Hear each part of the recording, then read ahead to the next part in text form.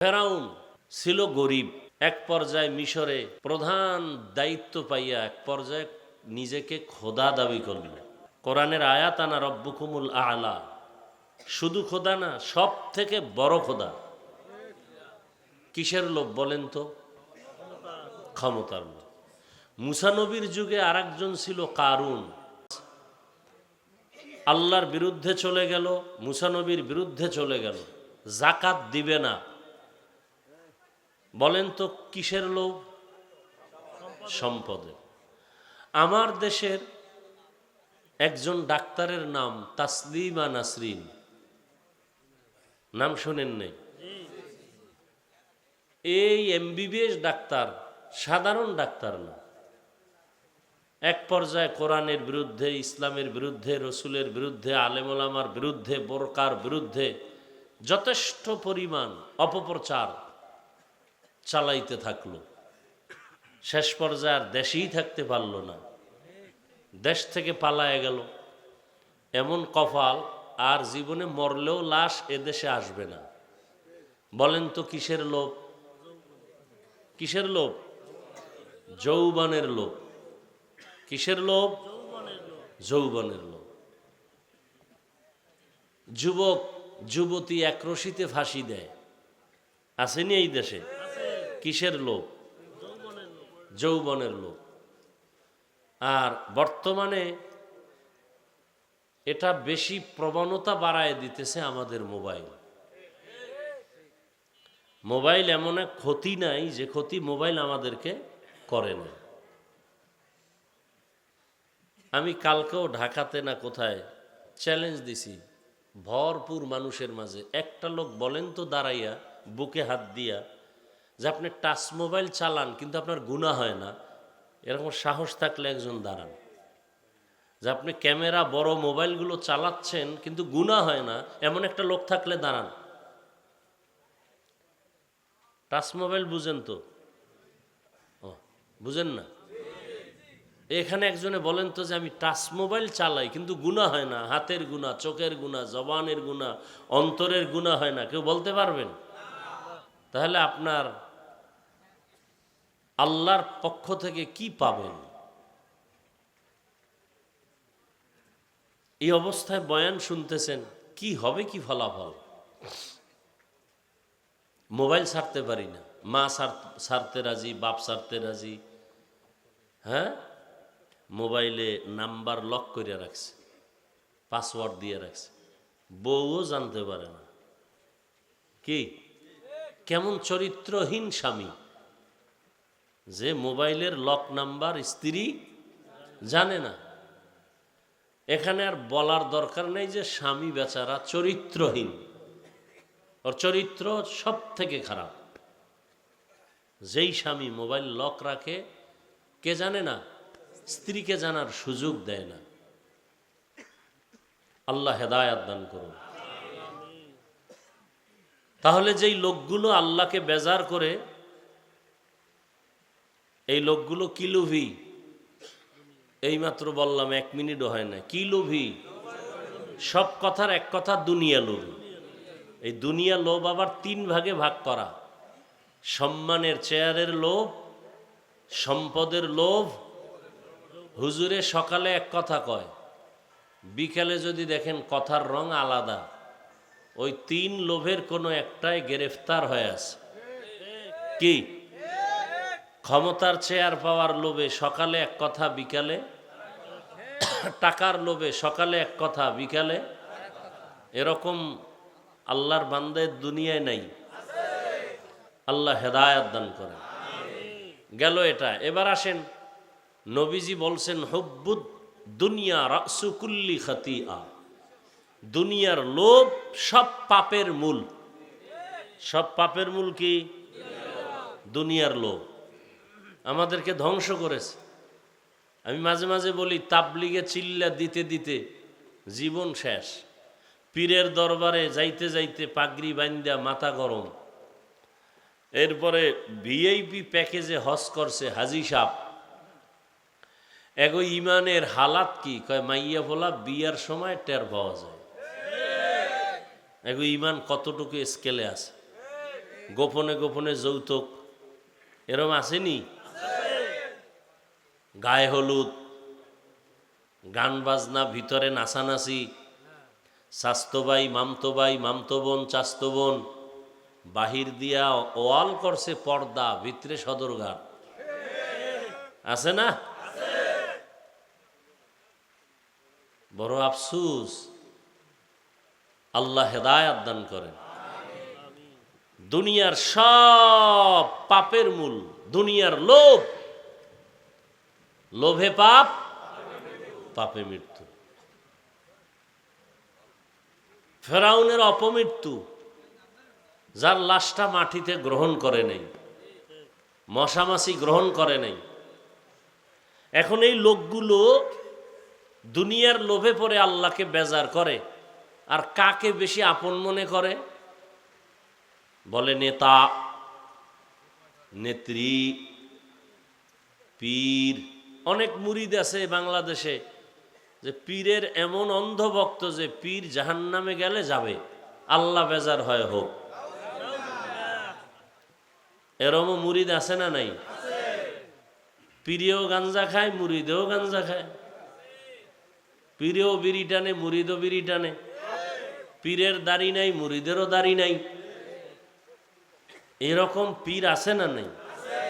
শুধু পীর না, এরা মুজাদ্দিদে জামান, আন্তর্জাতিক বেঈমান। আল্লাহ হেদায়াত দান করুন। তার মানে কি সব পীর খারাপ? এটা আবার বলা যাবে না।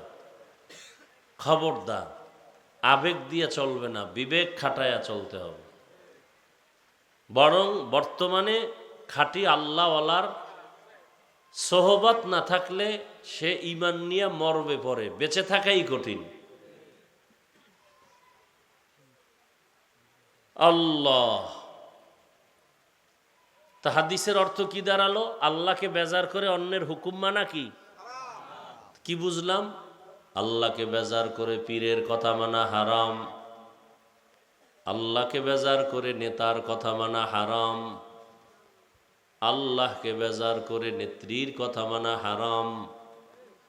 এক কথায় জবাব, দুনিয়ার সকলকে বেজার করা সম্ভব, আমার আল্লাহকে বেজার করা সম্ভব না।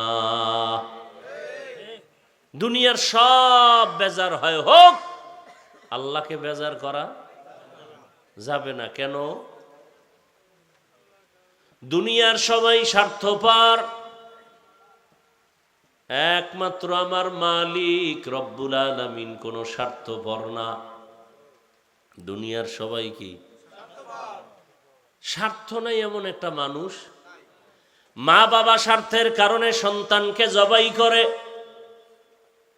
কোথায়? ইন্ডিয়ায়। বাংলাদেশের ইতিহাস, বাবা তার আপন মেয়েটাকে রাতের বেলা হোটেলের মধ্যে নিয়ে বলে, আজকের রাতের জন্য তুই মেয়ে না, আমার কাছে স্ত্রীর সমান। তো বাংলাদেশের খবর। আবার স্বার্থের কারণে সন্তান মা বাবাকে জবাই করে, স্বার্থের টানে স্ত্রী স্বামীকে জবাই করে, স্বামী স্ত্রীকে জবাই করে। দুনিয়ার সবাই স্বার্থপর, একজন আছেন যার কোনো স্বার্থ নাই, তিনি হলেন আল্লাহ।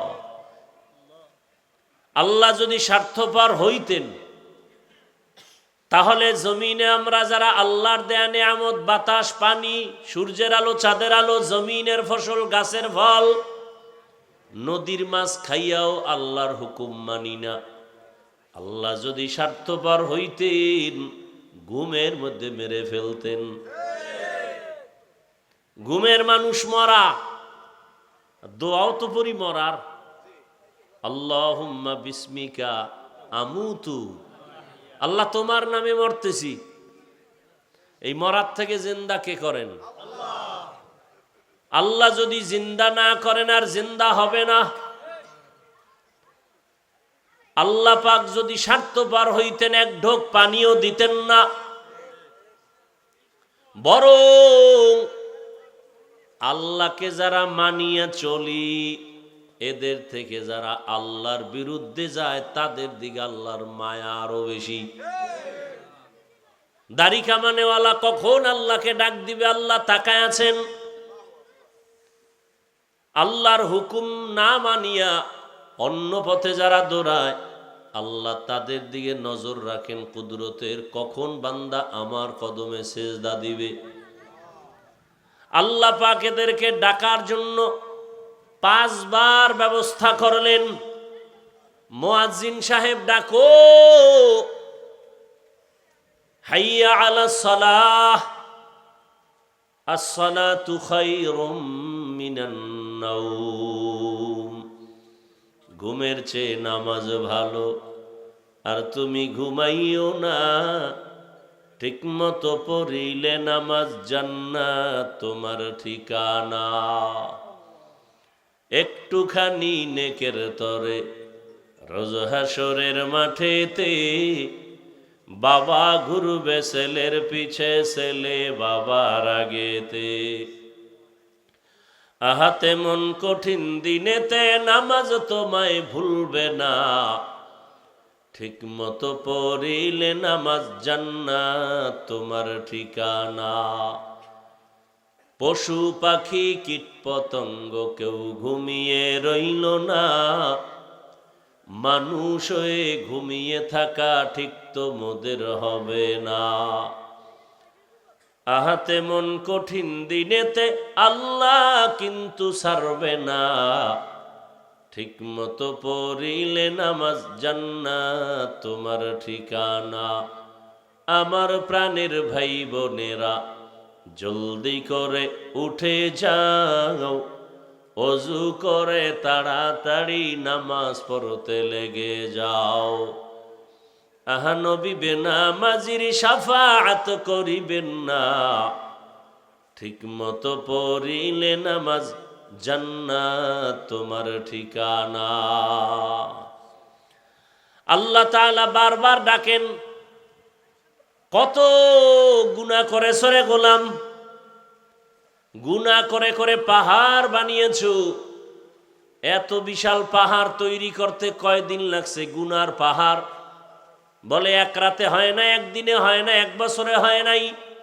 গুনার পাহাড়টা বানাইতে আমার সময় চলে গেছে 50 বছর, 60 বছর।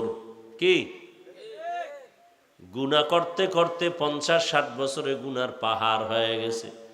আল্লাহ কয়, তুই গুনার পাহাড় বানাইতে 50 বছর লাগাইছো, আমার কাছে যদি একবার কও আল্লাহ মাফ করে দেও, তোর গুনার পাহাড়টাকে আমি নিশ্চিহ্ন করে দিতে 1 সেকেন্ড লাগবে না। আতিনা ফি দারে দুনিয়া না হাসান, আতিনা ফি দারে উকবা না হাসান, ইয়া গিয়াসাল মুস্তাগীসিন হদিনা লফতিখারা বিল উলুমে वल गिना। हर गोरी देने को तू तैयार है, जो न मांगे उससे तू बेजार है। আল্লাহ তাআলা বলেন, বান্দা আমি তোমার দিকে কতটা আগ্রহী, কারণ আমার আলাদা ছেলে নাই, মেয়ে নাই, স্ত্রী নাই, কেউ নাই, আমি একা। ওয়াহদাহু লা, আমি আল্লাহ এক, আমি আল্লাহর আলাদা কোনো আপন কেউ নাই। জিনেরা আমার আপন না, নূরের তৈরি ফেরেশতা আপন না, একমাত্র গুনাহ করনেওয়ালা মাটির সৃষ্টির মানুষ আমার কাছে আপন। আমি আল্লাহ মানুষের বড় আদর করে বানাইলাম। আমি আল্লাহ পাক বান্দার দিয়ে নজর করে তাকায় থাকি, কখন বান্দা আমাকে আল্লাহ বলে ডাকবে। মাকে মা বলে ডাকো, বাবাকে বাবা বলে ডাকো, কোনো বাধা নাই। মাকে ডাক দাও 100 বার, বাবারে ডাকো 50 বার। মাঝে মাঝে 2-1 বার যদি আল্লাহ বলে ডাক দাও, আমি আল্লাহ তোর জীবনের সব গুনাহগুলো মাফ করে দিব। আল্লাহ তাআলাকে বেজার করা যাবে না কেন? আল্লাহ পাক দয়াময়।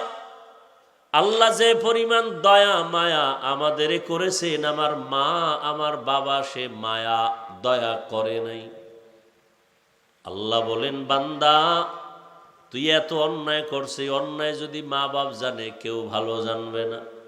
আর আমি আল্লাহ বেজার না, বরং আমি আল্লাহ ডাকিয়ায় ফজরের হাজিরায় আসো। ফজরের হাজিরায় গিয়া যদি সেজদা দেও, জীবনের সব গুনাহ মাফ হয়ে যাবে। ফজরে আসো নাই, আমি আল্লাহ আবার জোহরে ডাক দেওয়ার ব্যবস্থা করলাম। মুয়াজ্জিন আবার ডাকে আসো, জোহরের হাজিরায় নাই। আবার তোমার উপরে বেজার না হইয়া আসরের হাজিরায় ডাকার ব্যবস্থা করলাম। আসরের হাজিরায়ও নাই, আমি আল্লাহ রাগ না করে আবার মাগরিবে ডাকার ব্যবস্থা করলাম। মাগরিবের হাজিরায়ও আসো নাই, আমি আল্লাহ রাগ না করে এশার সময় ডাকার ব্যবস্থা করলাম। এশার নামাজেও তুমি নাই। এখন আল্লাহ কয়বার কি আমি মুখ ফিরাই নিব না, এবার আমি আল্লাহ নিজে রেডি, মুয়াজ্জিন বাদ, আমি নিজে তোমাকে ডাকতে আসতেছি। অতিও গভীর হয় রজনী যখন, নীরবে প্রভুর নাম জপিও তখন। প্রভুর করুণা যদি পাইবারে চাও, গভীর রাতে উঠে প্রভুর গুণগান গাও। আল্লাহ তাআলা বলেন, এখন আমি ডাকার জন্য আসতেছি, ডাইরেক্ট আমি আমার বান্দাকে ডাকবো। মাঝখানে কোনো পর্দা নাই, কোনো মাধ্যম নাই। আল্লাহ নিজে ডাকার জন্য আসতেছেন। কখন? ফজরের সময়, জোহরের সময়, আসর, মাগরিব, এশায়। কয় না, এমন একটা সময় যেই সময় পুরা দুনিয়াটা নিস্তব্ধ, পাখিরাও ঘুমায়, নদীর মাছও ঘুমায়, মানুষও ঘুমায়, কোনো আওয়াজ নাই, কোনো পশু পাখির আওয়াজ নাই, ঠিক নীরব। রাতের শেষ ভাগটা আমি আল্লাহ প্রথম আসমানে আসিয়া আমি আল্লাহ আমার মোহাব্বতের বান্দাদের ডাক দেই। যদি বান্দা ঘুম থেকে উঠিয়া অজু বানাইয়া সেজদায় গিয়া যদি একটু দিল খুলে বলো, ইয়া রব্বি গফিরলি, ও রব আমাকে মাফ করে দাও, আমি আল্লাহ তোর জীবনের গুনাহ সব মাফ করে দিব। ইয়া এলাহি মুঝসে মুঝকো দূর কর, তাকে দেখো মুঝ में तुझको एक नजर। या इलाही तू मेरा माबूद है, या इलाही तू मेरा माशूक है। আল্লাহকে চিনি না, মাকে চিনলাম, মায়ের জন্য পাগল হয়ে গেলাম, বাবাকে চিনলাম, বাবার জন্য পাগল, বন্ধুর জন্য পাগল। আমার মাওলা যে কত দয়ার মালিক, ওই মাওলাকে ভালো করে চিনলাম না। যদি চিনতে পারতাম, গলায় ছুরি লাগলেও আমার মাওলার থেকে কেউ আমাকে আলাদা দূরে সরায় দিতে পারত না। এরে আল্লাহর বান্দা, আল্লাহ রাব্বুল আলামিন গভীর রাতের তৃতীয় ভাগে, রাতের প্রথম অংশে আল্লাহ আসেন না, আল্লাহ পাক আসেন শেষ ভাগে। আল্লাহ পাক আসেন কেন? বান্দার থেকে কিছু নিতে না বান্দাকে দিতে? নিতে। তাহলে আপনাদের কিছু তো লাগে না? যদি লাগে তো ঘুমান কেন? যদি লাগে তো উঠে আল্লাহর কাছে চান না কেন? রহমতের নবী আমার এশার নামাজ পড়ে ঘুমায় যাইতেন, রাতের শেষ ভাগে ওইটা আল্লাহর আদালতে নামাজে দাঁড়ায় যেতেন, আল্লাহ পাকের কাছে কথা বলতেন, যা প্রয়োজন চাইতেন। আল্লাহর নবীর জন্য বলেন, ইজা সাআলতা ফাসআলিল্লাহ ওয়া ইজা ইসতাআনতা ফাসতাইন বিল্লাহ। যদি কিছু চাও কার কাছে? আর কারো কাছে চাইও না, আল্লাহর কাছে চাও। দুনিয়ার কারো কাছে চাইলে পাবা না, কারণ দুনিয়ার সব অভাবী, আমার আল্লাহর কোনো অভাব। আল্লাহ বলেন, দুনিয়াওয়ালারা চাইলে বেজার হয়, আর আমি আল্লাহর কাছে চাইলে আমি খুশি হই। কেন? দুনিয়ার সবাই অভাবী, আমি আল্লাহর কোনো অভাব নাই। ইয়া আইয়ুহান নাস আনতুমুল ফুকারাউ ইলাল্লাহ ওয়াল্লাহু হুয়াল গানিয়্যুল হামিদ।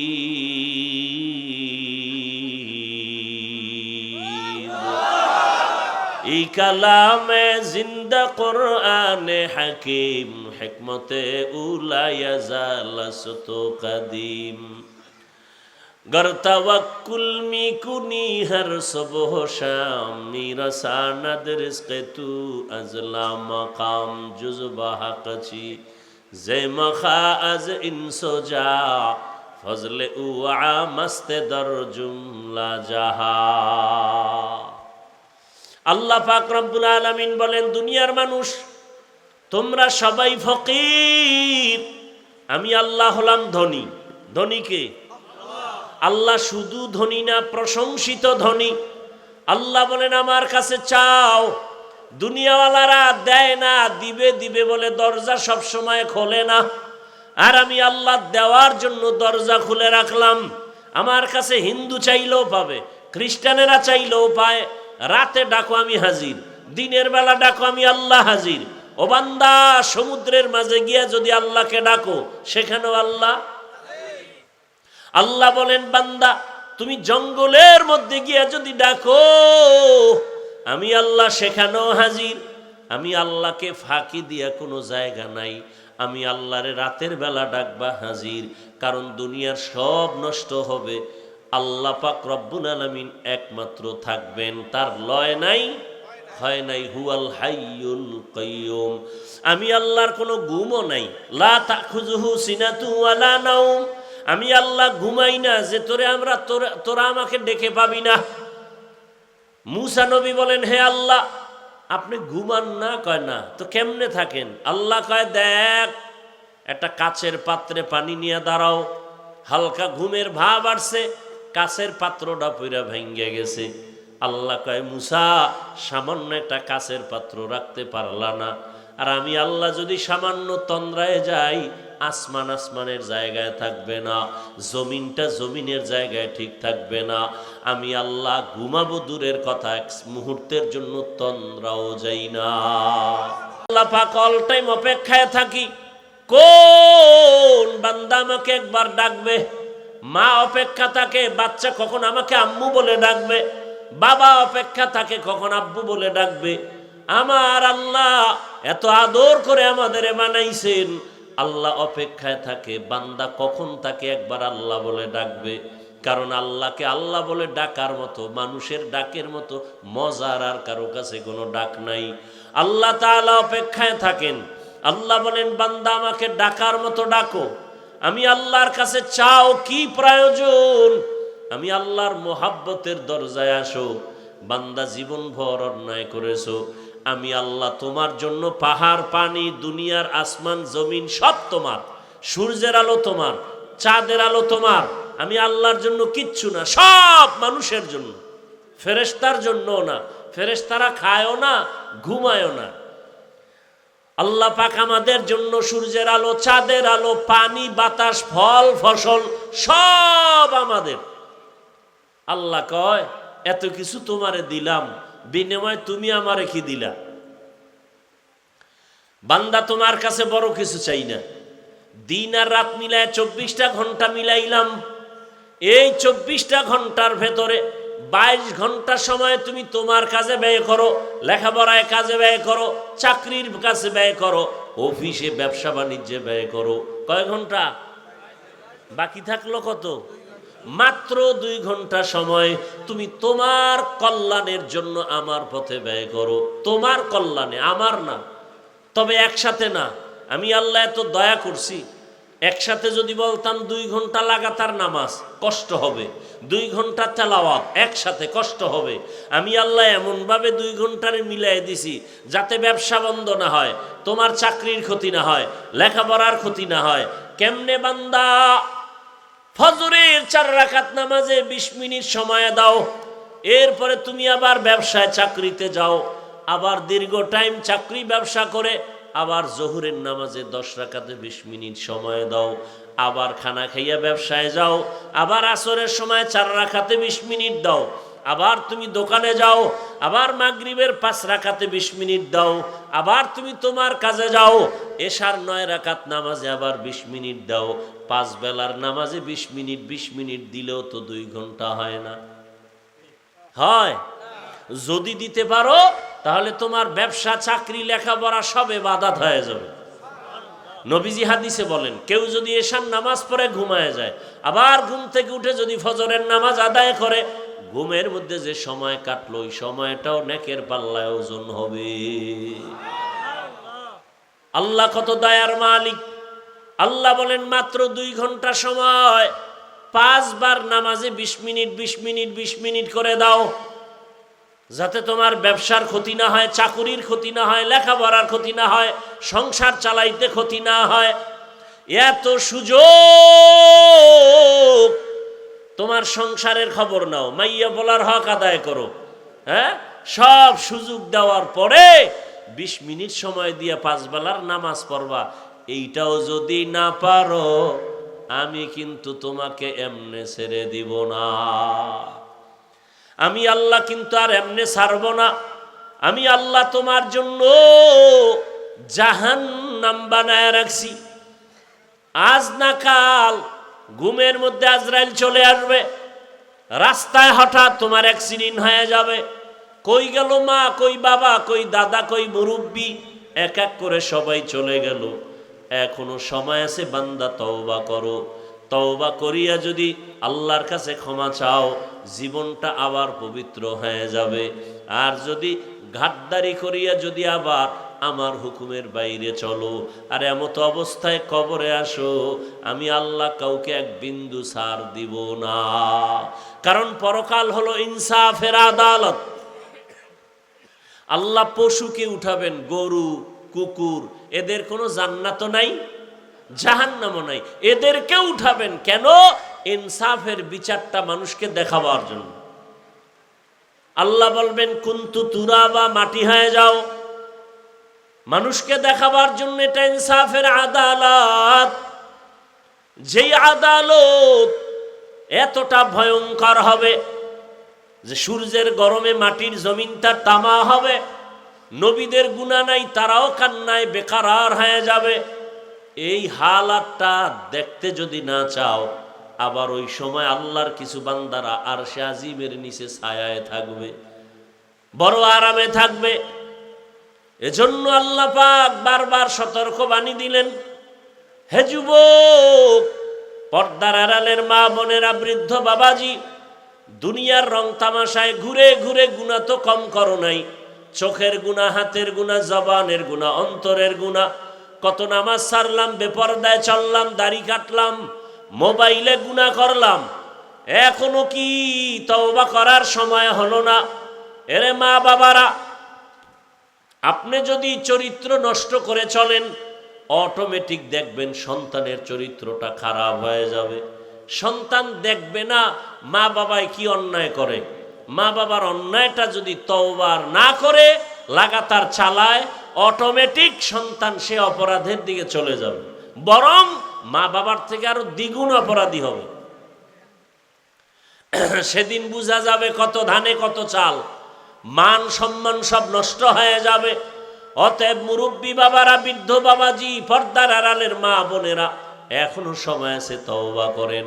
সন্তানটাকে আদর্শ সন্তান বানান, কোরআন পড়ায় দেন, ডাক্তার হলেও দেখবেন সন্তানের সম্মান, জীবনটা ধন্য হয়ে যাবে। এখনো সময় আছে, তওবা করে নেই। জীবনে তো গুনাহ কম করি নাই, আমার আপনার গুনার খবর কেউ জানে না। মনে মনে আল্লাহর কাছে তওবা করেন। বৃষ্টির সময় দোয়া কবুল হয়, আজান ইকামতের মাঝে দোয়া কবুল হয়। বৃষ্টির সময় কি হয়? দোয়া কবুল হয়। আজান ইকামতের মাঝে দোয়া কবুল। জুমার দিন দোয়া কবুলের টাইম। 2 খুতবার মাঝখানে দোয়া কবুল হয়। বেশি বেশি দোয়া করি নিজের গুনার জন্য। আজকে আমার গুনার কারণে ঘরের বাচ্চা কষ্টে আছে, অসুস্থ। এই ছোট বাচ্চা ঘরে, ওগো গুনাহ আছে? তোর পাও ভাঙছে কেন? ওর জ্বর হয় কেন? ওর মাথা ব্যথা কেন? একমাত্র মা বাবার গুনার শাস্তি, মা বাবার গুনাহের কারণে। অতএব এখন থেকে তওবা করি, আর গুনাহ করব না, নামাজ ছাড়ব না, বেপরদায় চলব না, মা বাবার দোয়া নিয়া, শিক্ষকের দোয়া নিয়া, ওলামায়ে কেরামের পরামর্শ নিয়া নবীজির আদর্শ মেনে জীবন চালাবো। তওবা করার মতো যদি অন্তর তৈরি হয়, দুটো হাত আল্লাহকে দেখায় দেই, আয় আল্লাহ হাতগুলো কবুল করে নেন, তওবা কবুল করে নেন, তওবার উপরে মজবুত হয়ে চলার তৌফিক দান করেন, আমিন। আলহামদুলিল্লাহি রাব্বিল আলামিন, ওয়াসসালাতু ওয়াসসালামু আলা সাইয়্যিদিল আমবিয়া ওয়াল মুরসালিন ওয়া আলা আলিহি ওয়া আসহাবিহি আজমাইন। ইয়া আরহামার রাহিমিন, ইয়া আরহামার রাহিমিন, ইয়া আরহামার রাহিমিন, রব্বিরহামহুমা কামা রব্বায়ানি সগীরা।